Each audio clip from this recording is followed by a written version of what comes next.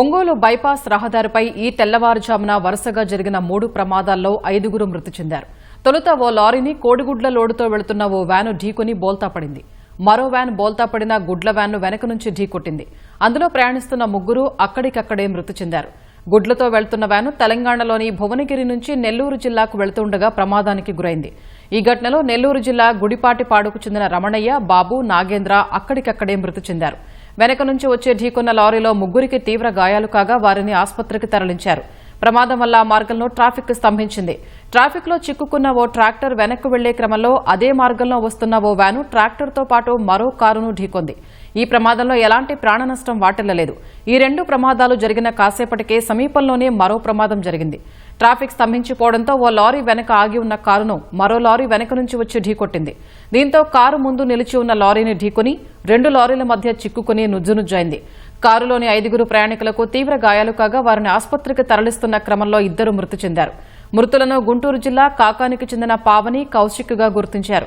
వీరంతా కారులో గుంటూరు నుంచి తిరుమల వెళ్తుండగా ప్రమాదానికి గురైనట్లు తెలిసింది. ప్రకాశం జిల్లా ఎస్పీ దామోదర్ సంఘటనా స్థలాన్ని పరిశీలించారు. రోడ్డు మధ్యలో బోల్తా పడిన వ్యాను, కారును క్రేన్ల ద్వారా తొలగింపజేసి ట్రాఫిక్ ను క్రమబద్దీకరించారు. క్లియరెన్స్ ట్రాఫిక్ ఉంది ఇక్కడ దాకా. ఆ ట్రాఫిక్ ఉంటే ట్రాఫిక్లో ఎందుకులే ఈ నైట్ పూట నిద్రపోతే ఇబ్బంది వచ్చిందని బళ్ళే రావట్లని కొంచెం యూటర్న్ చేసి రైట్ సైడ్కి వచ్చి అంతలో ఇన్నోవా కారు వస్తుంది. సారా చేస్తే సారా అయిపోయారు అని మూవ్ చేసేటప్పుడు కారుని డీసీఎం వచ్చి అతను కొట్టేసి నన్ను కొట్టాడుగా. అతనికి తగిలిందా నిద్రపోతాను తగిలినాక లేచి అతను రైట్ లాగేసాడుగా.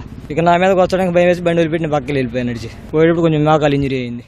ముందు అక్కడ మేజర్ యాక్సిడెంట్ జరిగింది కదా, దానివల్ల ట్రాఫిక్ అంతా అయిపోయింది. మేము ఇక్కడ ఆపుకున్నాం. ఈ ట్రాక్టర్ ఏదైతే ఉందో మా ముందు ఉంది, అది ఆగడం వల్ల అతను యూటర్న్ తీసుకొని వెనక్కి వెళ్ళిపోదామని చెప్పి యూటర్న్ తీసుకుంటున్నాడు.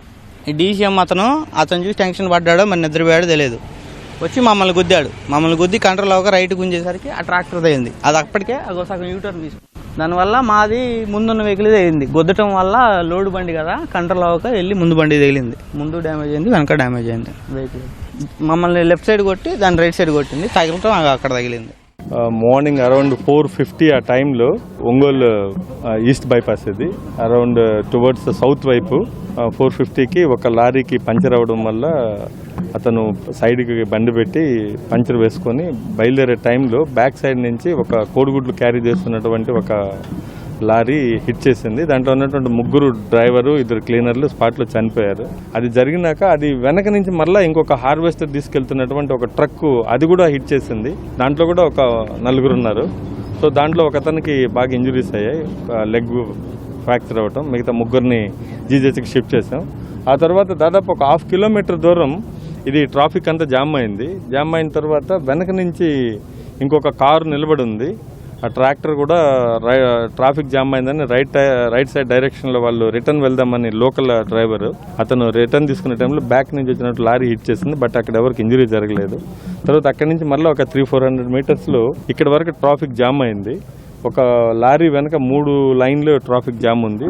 బ్యాక్ సైడ్ ఒక కారు నిలబడి ఉంటే ఈ వెహికల్ బ్యాక్ సైడ్ నుంచి రావటం ఆ కారుని హిట్ చేయడం జరిగింది. స్పాట్లో 2 చనిపోయారు. అలాగే ఒకరు సీరియస్గా ఉందని హాస్పిటల్కి తీసుకెళ్లారు. ఇంకా 3 ఉన్నారు. దాంట్లో వాళ్ళు గుంటూరు నుంచి టువర్డ్స్ నెల్లూరు వెళ్తున్నారు. సో వీళ్ళు 3 సంఘమిత్ర హాస్పిటల్లో ఉన్నారు. ఈ నేషనల్ హైవే అందరినీ కోఆర్డినేట్ చేసి మొత్తం రోడ్ అంతా ట్రాఫిక్ క్లియర్ చేసాం. ఆగున్నటువంటి రోడ్లలో దాదాపు ఒక క్లియర్ రోడ్ ఇది, లైటింగ్ అంతా కూడా ఉంది. మార్నింగ్ వస్తున్నటువంటి వెహికల్ని ఆగున్నటువంటి వెహికల్ని కుదరడంటే ప్యూర్లీ వీళ్ళు నిద్రపోవడం కానీ లేదంటే ఏం జరగదులే ఏం కాదులే చిన్న కార్లే కదా అన్నటువంటి నెగ్లిజెన్స్తో డ్రైవ్ చేసినట్టుంది వీళ్ళు. సో ఒక 2 డ్రైవర్లు అయితే మన కస్టడీలో ఉన్నారు. ఇంకొక అతను పరారీలో ఉన్నాడు. వీళ్ళు క్యాచ్ చేయం.